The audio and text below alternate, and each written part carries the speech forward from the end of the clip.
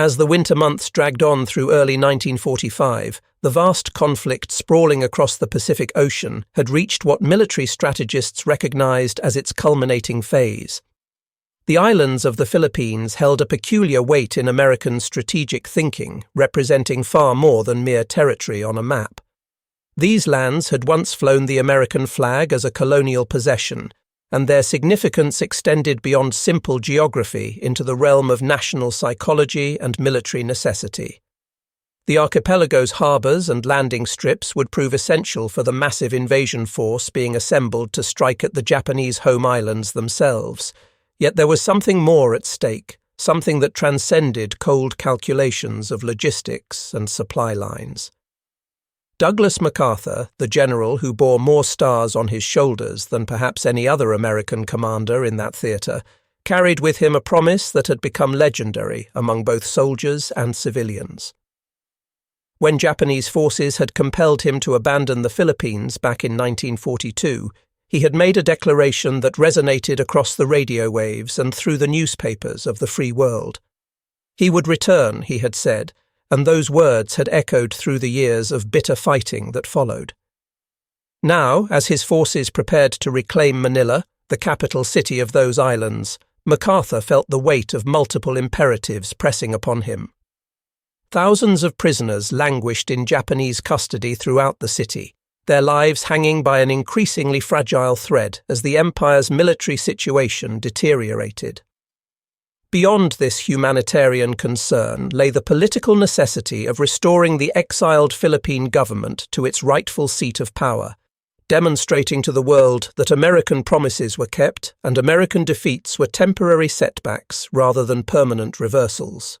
The American command structure, however, was far from unified in its approach to the liberation. Walter Kruger, who commanded the entire 6th Army and bore responsibility for the ground campaign across Luzon, advocated a methodology that emphasized caution and thorough preparation. His forces had established themselves at Lingayen Gulf, and Kruger believed that consolidating this beachhead before pushing south toward the capital represented the wisest course of action.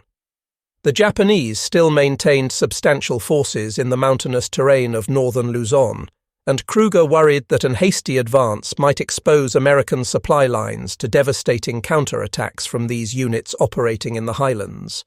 His military philosophy prioritized the systematic reduction of enemy forces and the establishment of secure communications before advancing into potentially dangerous urban terrain.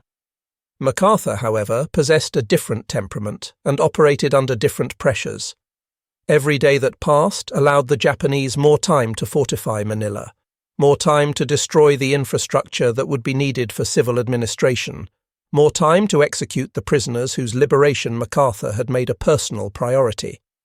The general believed that speed would save lives and preserve the city, and he hoped, perhaps with more optimism than the situation warranted, that Japanese commanders might declare Manila an open city, as the Americans themselves had done when facing the impossibility of its defense 3 years earlier. Such a declaration would spare the ancient capital from the devastation of urban combat, preserving its historic architecture and protecting its civilian population. MacArthur therefore ordered an immediate thrust toward Manila, accepting the risks that Kruger had identified, but judging them acceptable in light of the potential benefits. On the Japanese side of the battle lines, strategic confusion reigned in a manner that would prove catastrophic for Manila and its inhabitants. Tomoyuki Yamashita, the general who commanded all Japanese forces in the Philippines and who had earned his reputation with the swift conquest of Malaya and Singapore, understood the military realities with cold clarity. Manila could not be defended successfully against the overwhelming force that MacArthur was bringing to bear. The city's position on the coast, the American dominance of air and sea, and the resources available to the attacking forces all pointed toward the inevitability of Manila's fall if the Japanese chose to fight for it. Yamashita's strategic vision called for withdrawing into the northern mountains of Luzon, where his forces could wage a prolonged guerrilla campaign that would tie down American resources and delay their advance toward Japan itself. To this end, he issued orders directing Shizuo Yokoyama, who commanded the Shimbu group responsible for the Manila area, to evacuate the capital and bring all naval forces in the region under army control. But the Imperial Japanese Navy operated according to its own command structure and its own code of honor, and here the divided nature of Japanese military organization would have terrible consequences. Denshiji Okochi, holding the rank of vice admiral, countermanded Yamashita's evacuation order by instructing a subordinate named Sanji Iwabuchi to hold Manila regardless of cost.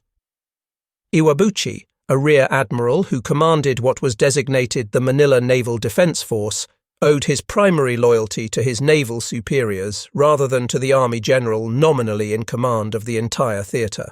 The admiral's motivations were complex, blending practical concerns about protecting naval installations with a burning desire to avenge perceived humiliations suffered by the navy, particularly the loss of the battleship Kirishima during the fighting around Guadalcanal years earlier. Iwabuchi therefore set about assembling a force to defend Manila to the death, gathering approximately 17,000 men from whatever sources presented themselves. The composition of this defensive force revealed much about Japan's deteriorating military situation. Iwabuchi's command included sailors pulled from warships that had been sunk or rendered inoperable, marines who might have been more conventionally employed, mechanics and technical personnel who had never trained for infantry combat, and even Korean and Taiwanese auxiliaries whose commitment to the Japanese cause was questionable at best. Some civilian workers found themselves pressed into military service, issued whatever weapons could be scrounged and ordered to die for a city that many of them barely knew. This improvised army possessed virtually no tanks, lacked heavy artillery of the sort that modern warfare demanded, and could not even arm all its personnel with standard infantry weapons. The resourceful or desperate Japanese therefore began stripping equipment from wherever they could find it. 990 machine guns of 20mm caliber, originally mounted on aircraft, were pulled from disabled planes and positioned throughout the city. 600 additional machine guns of various types and calibers supplemented these weapons. A handful of guns measuring 120mm provided what little heavy fire support the defenders possessed. Perhaps most tellingly, many of Iwabuchi's men carried spears fashioned from bayonets lashed to wooden poles, weapons that belonged more properly to an earlier century than to the mechanized warfare of 1945. Against this backdrop of strategic confusion and improvised defences, MacArthur himself appeared at the command post of the 1st Cavalry Division late in January of 1945. The division had established itself at Lingen, and MacArthur's arrival there on the 31st carried unmistakable implications. The general personally ordered an immediate advance on Manila, brooking no further delay. Just 60 seconds after midnight, struck on the first day of February, motorized cavalry detachments designated as flying columns departed on their historic dash toward the capital. These formations covered an astonishing distance through jungle and mountain terrain, more than 100 miles traversed in just 66 hours of nearly continuous movement, bringing them to Manila's outskirts by early February. 2 days later, the 37th Infantry Division also began its march toward the city, adding its weight to the converging American forces. The iron horses of the 1st Cavalry Division, their tracks grinding through the suburban districts on the city's periphery, operated under 3 urgent objectives that MacArthur had personally communicated to their commanders. First, they were to rescue the internees being held at Santo Tomas University, where thousands of Allied civilians had languished in captivity since the early days of the war. Second, they were to seize the Malacanang Palace, symbol of governmental authority in the Philippines. Third, they were to capture the Legislative Building, another key seat of power. These objectives combined humanitarian concern, political symbolism, and military necessity in proportions that reflected MacArthur's complex motivations for liberating Manila.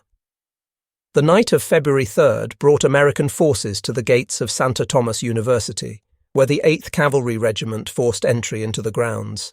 The guards on duty, predominantly Taiwanese who felt little enthusiasm for dying to defend Japanese interests, offered minimal resistance to the American advance.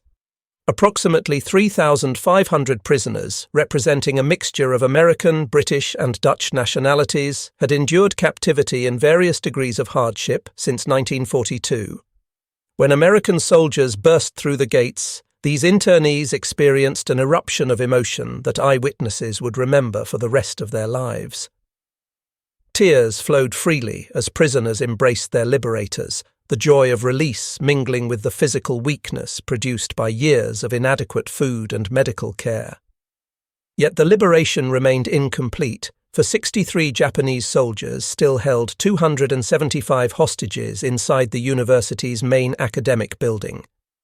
Tense negotiations stretched across the next 2 days before these final captives were released unharmed on February 5th.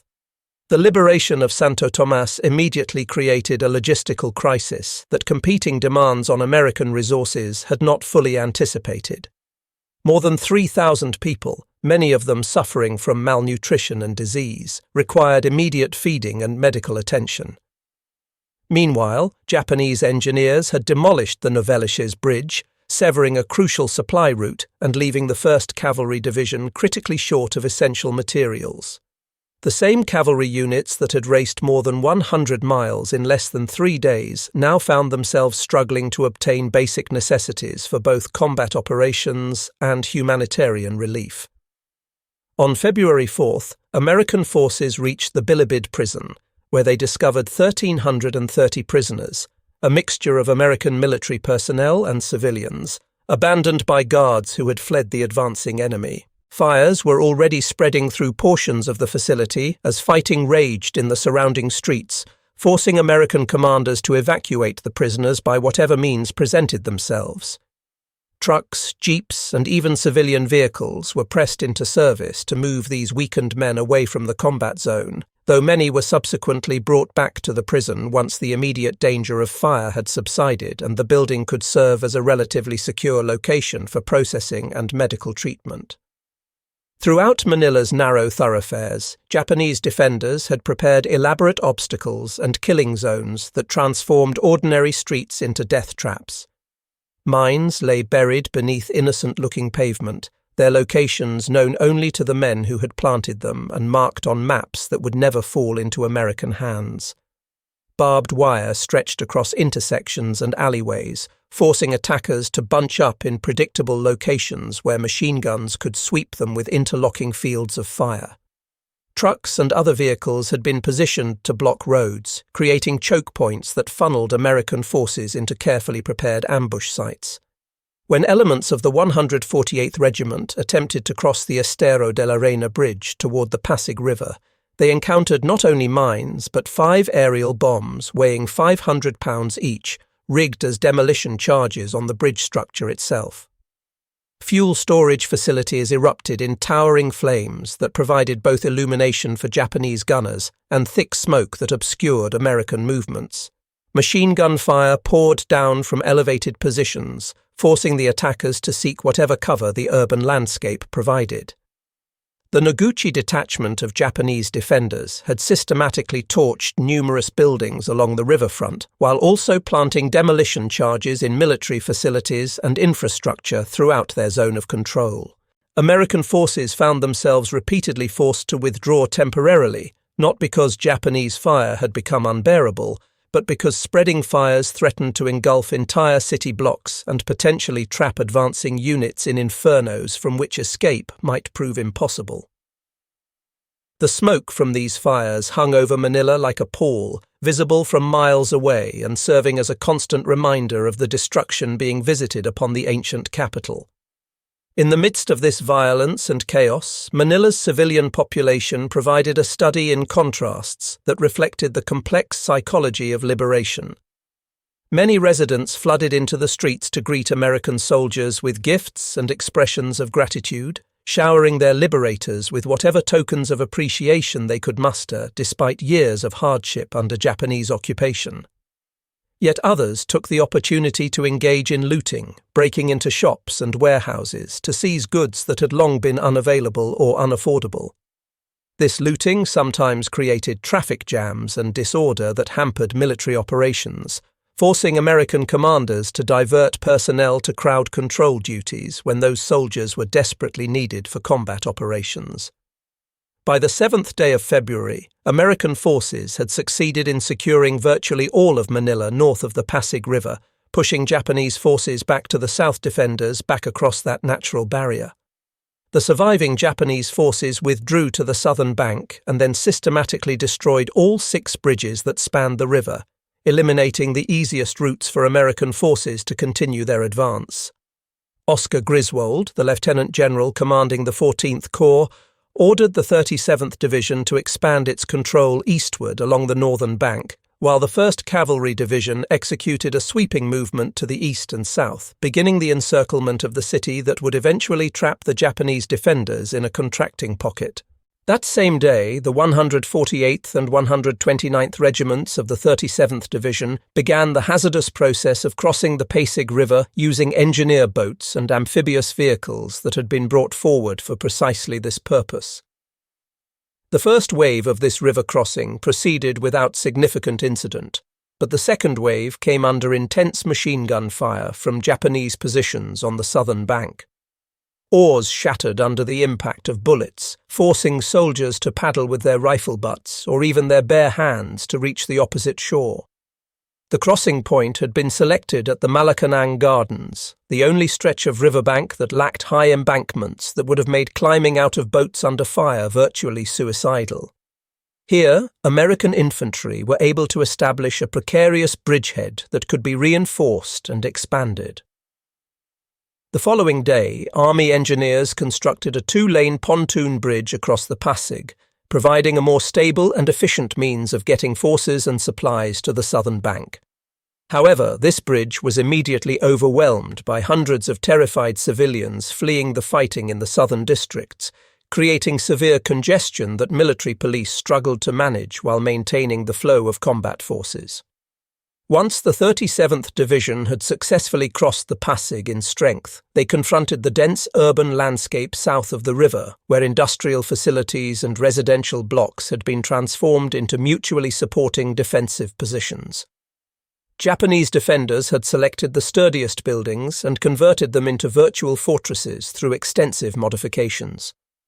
On Provisor Island, the steam power plant rose like a monument of steel and reinforced concrete, now bristling with sandbag bunkers and machine gun positions at every window and doorway.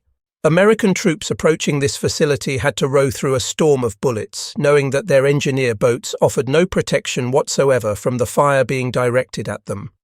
Once ashore, they faced the grim task of clearing the building room by room, fighting hand-to-hand combat in corridors and chambers where the constant roar of generators made verbal communication impossible and where every shadow might conceal an enemy soldier. 2 full days of savage fighting claimed the lives of 25 Americans before the power plant could be declared secured, and even then, engineers had to carefully inspect every corner to ensure that no Japanese soldiers remained hidden within the complex machinery. Pushing onward from this hard-won victory, the 148th Regiment swept through the Pandakon district, encountering surprisingly little resistance, suggesting that Japanese forces had chosen not to defend this area in strength. However, at the Paco railway station, American momentum ground to a halt against a defensive position that represented urban warfare at its most deadly. The Japanese had converted the entire station complex into a labyrinth of death, with 20mm guns positioned at virtually every corner, reinforced concrete bunkers protecting key positions, slit trenches allowing defenders to move under cover, and even the church bell tower repurposed as an observation post from which Japanese spotters could direct fire onto attacking forces. American infantry found themselves forced to advance metre by metre, crawling forward under covering fire from supporting weapons, firing bazookas through walls to suppress defenders they could not directly see, and mounting repeated charges that were driven back by withering fire. After 10 separate assaults through clouds of dust and smoke that made breathing difficult and visibility nearly impossible, the Paco railway station finally fell to American control at 8:45 in the morning on February 8th. The cost of this single objective proved severe, With 45 men killed and 307 wounded during just 2 days of fighting, casualty figures that alarmed commanders and prompted reconsideration of the tactics being employed in urban combat. From this point forward, the Battle of Manila degenerated into a grinding struggle for individual city blocks, with each one potentially requiring days of fighting to secure. Buildings had been converted into mutually supporting strongpoints, their fields of fire carefully coordinated so that attacking one position brought fire from adjacent positions. Initially, artillery fire remained restricted by MacArthur's explicit orders to preserve the city's infrastructure and historic character, with guns permitted to fire only against specifically observed and identified targets. However, as American casualties mounted at what commanders considered an unacceptable rate, this restriction was lifted on February 10th. Thereafter, concentrated barrages from 105mm and 155mm guns, supported by direct fire from tanks and the short-range devastation of flamethrowers, systematically demolished defensive positions before infantry advanced to occupy the ruins. Often these initial assaults were repelled by Japanese survivors emerging from cellars and rubble, requiring additional artillery bombardment and renewed infantry attacks. The cycle repeated itself across dozens of individual objectives, each one adding to the growing casualty lists and the expanding zones of destruction. The new police station on Marqués de Camilla Street exemplified this pattern of brutal attrition. Japanese defenders had fortified an entire complex of interconnected buildings, including the police headquarters itself, a shoe factory, a social club, and a school, creating one massive defensive bastion where walls had been knocked through to allow movement between structures without exposing personnel to American fire. 8 full days of continuous combat were required to reduce this position, with fresh regiments being fed into the battle as earlier units became depleted through casualties and exhaustion. Tanks charged the building head-on, their armour providing at least some protection from small arms fire, while their guns battered the walls at point-blank range. Flamethrowers sent jets of burning fuel through windows and doorways, while phosphorus grenades created smoke and flame that served both to obscure American movements and to force Japanese defenders from their positions. Artillery shells punched through walls and collapsed floors, creating new entry points for infantry, who then had to clear the building room by room in savage close-quarters combat. While the 37th Division ground forward through this urban nightmare, the 1st Cavalry Division executed a wide, sweeping movement around Manila's eastern and southern approaches, conducting what amounted to a medieval-style siege in modern form. On February 8th, the 8th and 5th Cavalry Regiments crossed the Pasig River east and southeast of the city proper, initiating the encircling movement. The 8th Cavalry followed a more direct route, while the 5th Cavalry looped widely through the Makati district. Both formations encountered scattered resistance, but nothing approaching the intensity of fighting in the city centre. The 5th Cavalry seized the Makati power station on February 10th, following Kruger's explicit policy of preserving infrastructure whenever possible for use in the reconstruction that would inevitably follow military operations. By February 12th, both cavalry regiments had reached Manila Bay, completing the encirclement and trapping Japanese defenders in a contracting pocket. The cavalry formations then turned northward along the bay shore to link up with the 37th Division driving south through the city centre.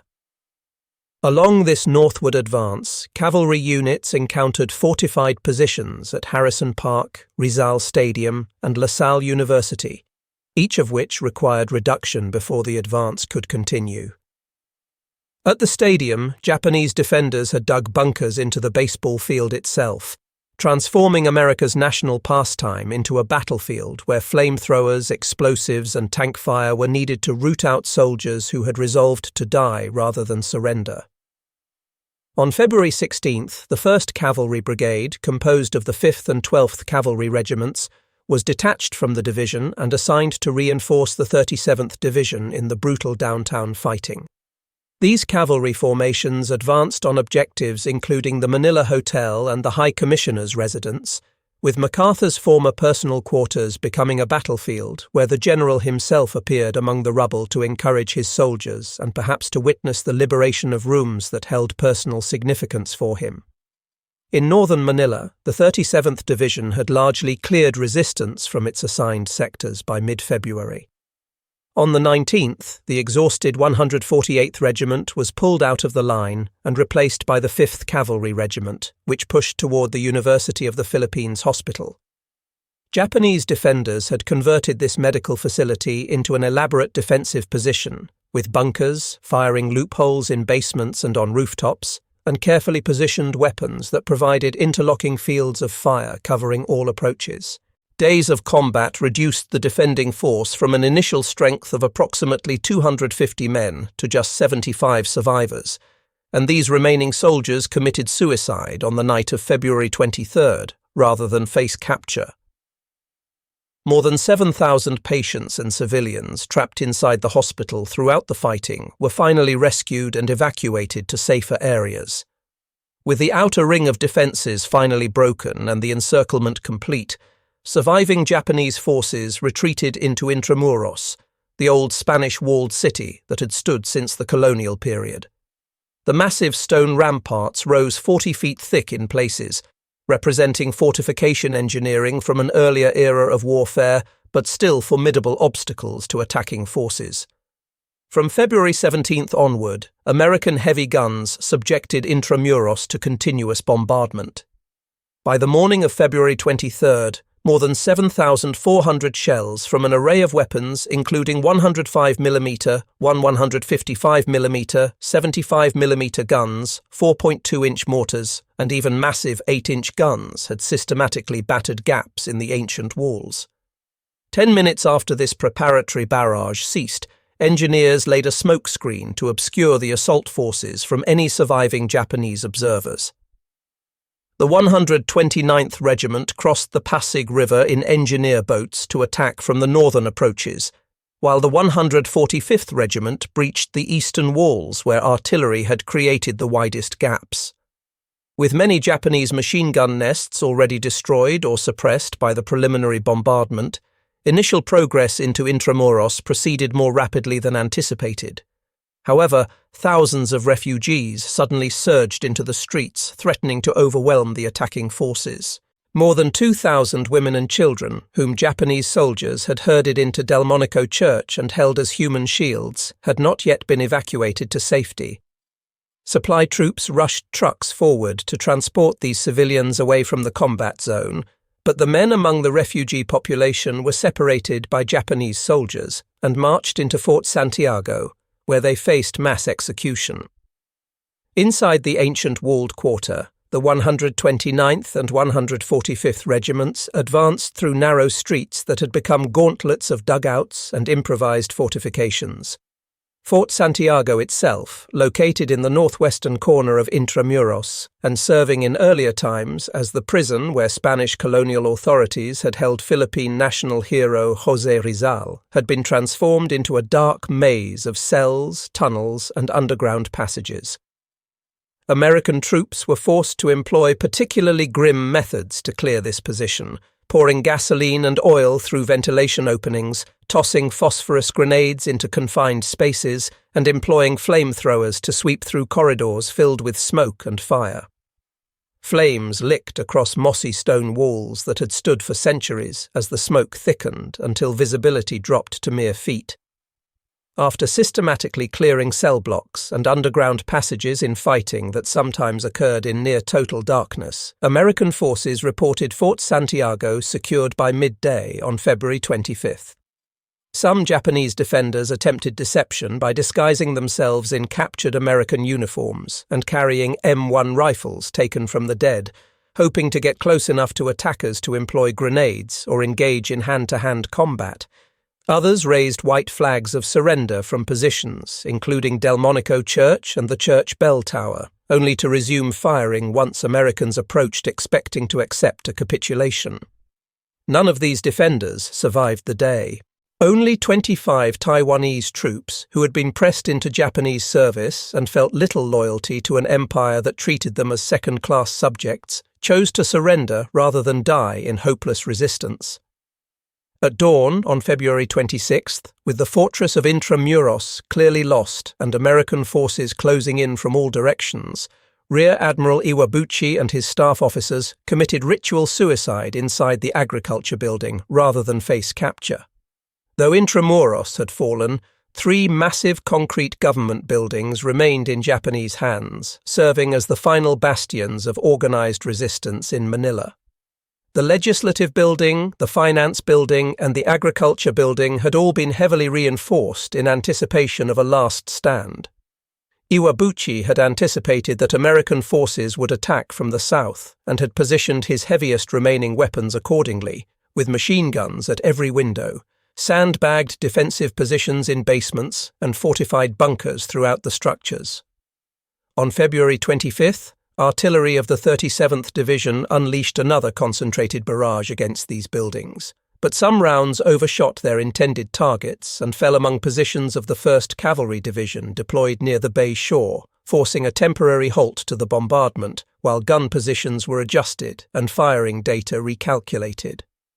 On February 26th, the 148th Regiment stormed the Legislative Building, but found themselves driven back when Japanese defenders hurled grenades through holes deliberately created in the floors, allowing them to attack from above even as American infantry tried to advance through lower levels. Only after additional bombardment on February 28th could American forces finally secure this building.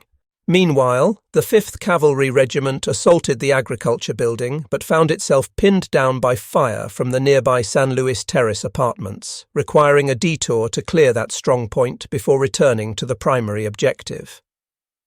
On February 28th, 155mm guns were brought forward to fire point-blank at the agriculture building's base, their massive shells creating enormous clouds of dust and debris with each impact.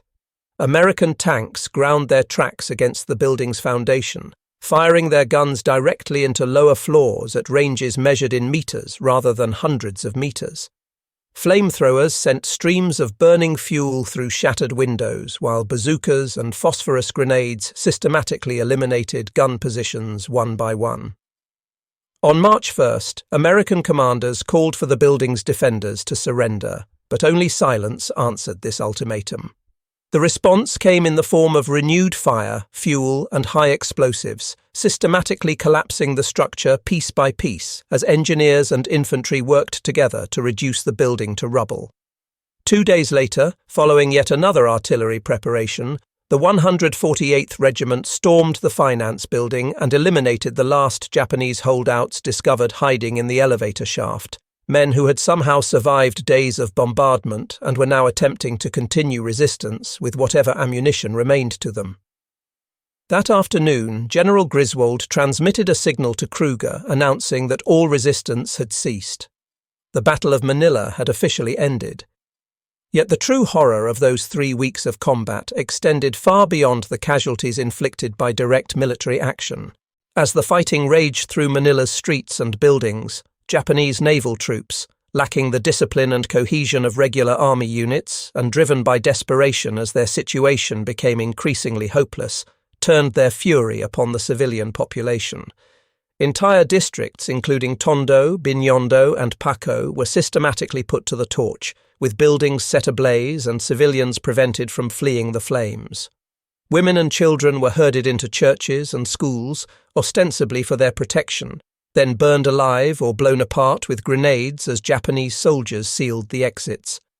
Men were slaughtered in backyards and refuse pits, their bodies left where they fell or hastily buried in mass graves. Survivor accounts and diaries paint an almost unbearable picture of atrocity. Hundreds of people were burned alive in theatres, packed into confined spaces and set alight.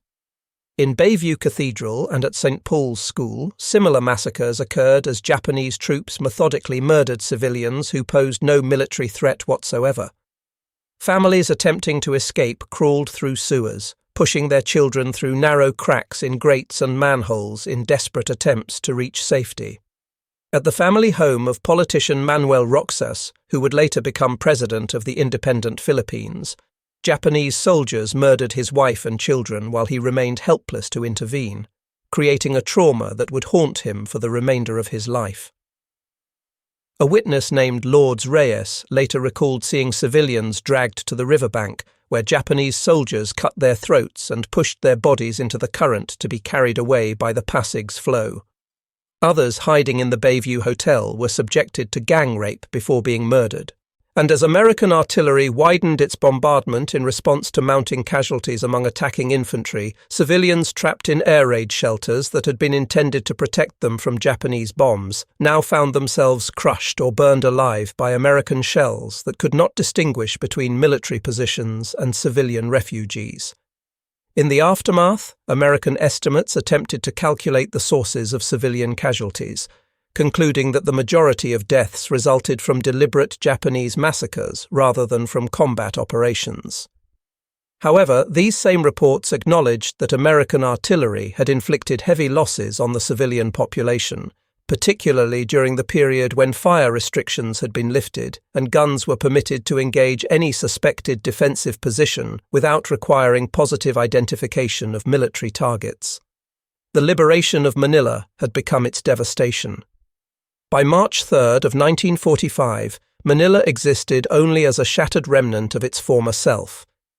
3 weeks of continuous fighting had cost American forces 1,010 dead and 5,565 wounded, casualty figures that shocked a public accustomed to reading about American victories, achieved at relatively modest cost. The Japanese garrison had been virtually annihilated, with 16,665 confirmed dead, though some historians believe the actual figure may have been higher as bodies buried in rubble or swept away by the river were never recovered or counted. But the heaviest toll had been borne by those who had no voice in the decision to defend the city and no means to escape once fighting began. 100,000 civilian lives lost made Manila one of the worst urban tragedies of the entire Second World War, a death toll that exceeded many better-known battles and massacres.